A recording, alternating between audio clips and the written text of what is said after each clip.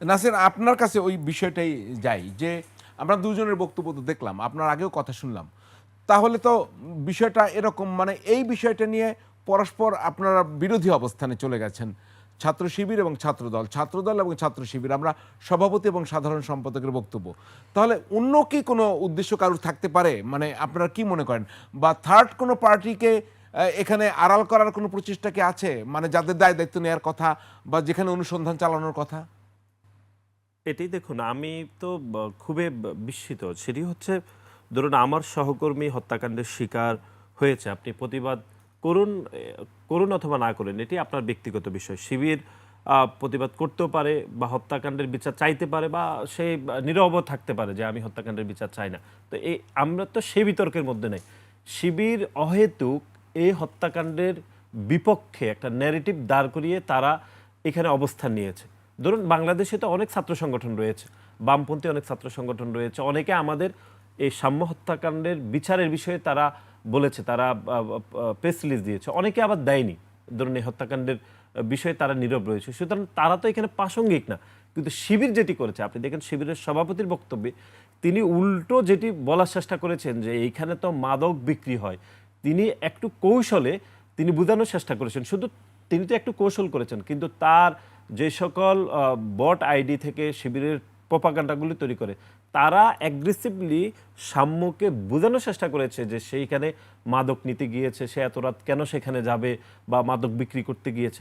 এই যে অহেতুক একটা বিতর্কের মধ্যে শিবির কিন্তু ইচ্ছাকৃতভাবে চলে আসছে, আপনি খেয়াল করে দেখবেন।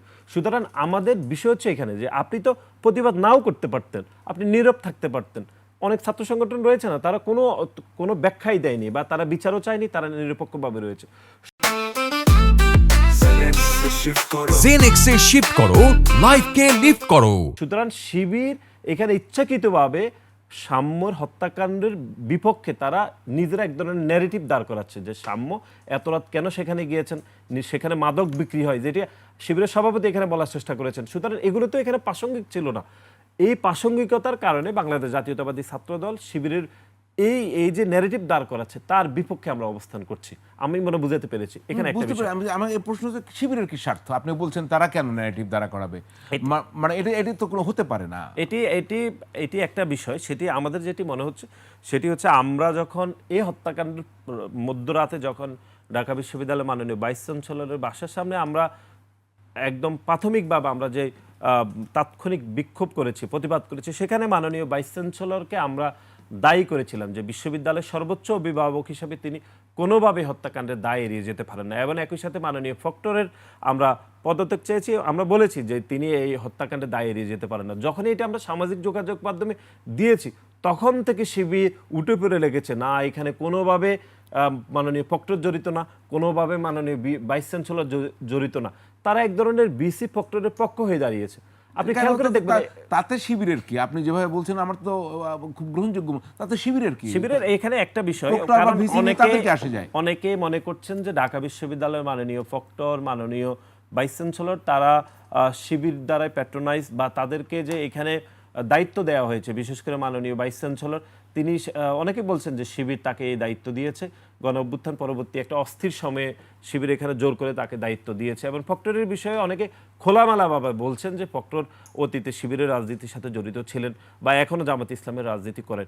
এই জন্য আমাদের মনে হচ্ছে যে শিবিরের বিভিন্ন নেতাকর্মীরা তারা ফক্টর এবং হচ্ছে মাননীয় ভাইস চ্যান্সেলরের পক্ষ হয়ে দাঁড়িয়েছেন, যে কোনোভাবে তারা এখানে জড়িত না। এবং ভাইস চ্যান্সেলর এরকম এক ধরনের অস্বাভাবিক আচরণ করার পরও তিনি যেই বডি ল্যাঙ্গুয়েজ করেছেন শিক্ষার্থীদের সাথে, শোকে সংক্ষুব্ধ শিক্ষার্থীরা তার কাছে প্রতিবাদ জানিয়েছেন, তিনি তো তাদেরকে সান্ত্বনা দিতে পারতেন। তার পুত্র সমতুল্য শিক্ষার্থী হত্যাকাণ্ডের শিকার হইতেন, তিনি তার বিপরীতে যে ধরনের বডি ল্যাঙ্গুয়েজ করেছে, বডি ল্যাঙ্গুয়েজ ব্যবহার করেছেন, তার পক্ষে অবস্থান নিয়েছে শিবিরের নেতাকর্মীরা যে না, ভাইস চ্যান্সেলর ঠিকই করেছেন। না, কিন্তু ভাইস চ্যান্সেলর প্রক্টর যাই বলেন, এটা তো অন্তর্বর্তী সরকারের নিয়োগ।